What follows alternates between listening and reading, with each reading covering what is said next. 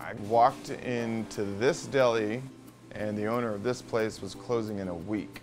And he was like, "You want to buy the place?" And I was 6 months into sobriety, so I had like a new brain. I was like, I would like to do this actually. I had tried to stop drinking a bunch of different times, always going back to these 3-4 day benders and then like getting fired from job. I knew I was an alcoholic. I didn't mind saying that.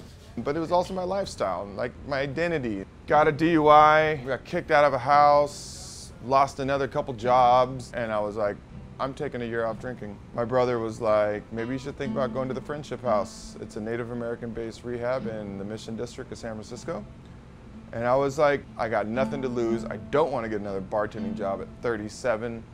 I want to change my career, and that's exactly what happened. One of the most amazing things I've ever done in my life. Wait till you try that. It is amazing. People walk in here and they're just like, wait, we didn't know this existed. It really helps kind of shift people to be like, oh wait, I can have a double IPA, but not have the effects of a double IPA.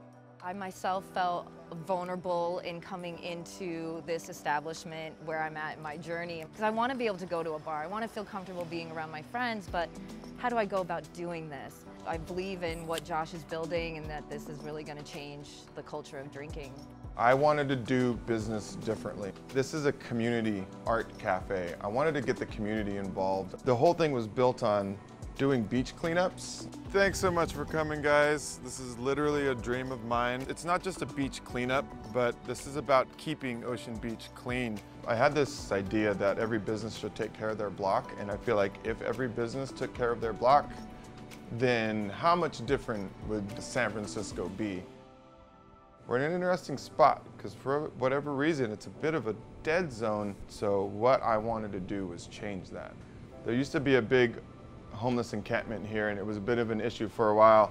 Billy Pierce over here. Hello. He showed up. Then he came to me, desperate for a job, and I was like, I could use some help. This is what I'm gonna do, Billy.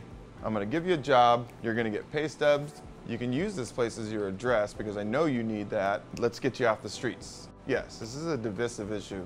And the solutions for it, God, who knows? But you know what? On this block, and for this guy, like, I can help out with that. And I'll say it was grand. This is Chef Adam. This guy saved my life.